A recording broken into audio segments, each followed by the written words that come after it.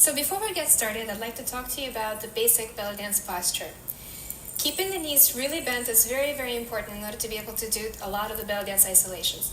So, what's important is keeping the legs right underneath the hip bones, keeping the knees really bent, and keeping your weight on the inside of the foot. So if you shift your weight all the way forward into the toes, now come back all the way back to the heel. Find the center, find the place where you're in the middle of those two extremes.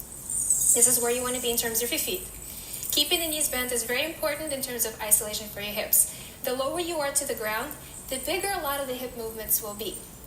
Additionally, you want to tuck the tailbone under, keeping the lower abs engaged throughout most of the movements. What you want to do is think of contracting about an inch below the belly button and bringing the line on your pants and your hip scarf to a horizontal to the floor. So you don't want to contract too hard where you have absolutely no room to go in anymore, but you don't want to have a full curve in your lower back. So knees bent, tucking under. Next is the chest.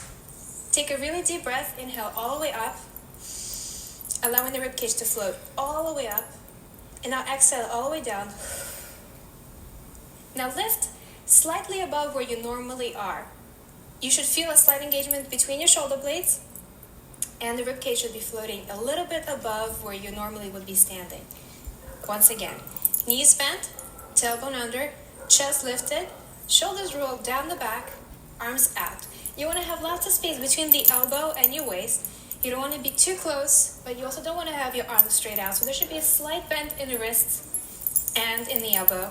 Lots of energy through the fingertips. You might want to drop the middle finger toward the thumb in order to create a more graceful line. Additionally, you want to keep the chin slightly lifted, and this is where your normal belly dance original position would be.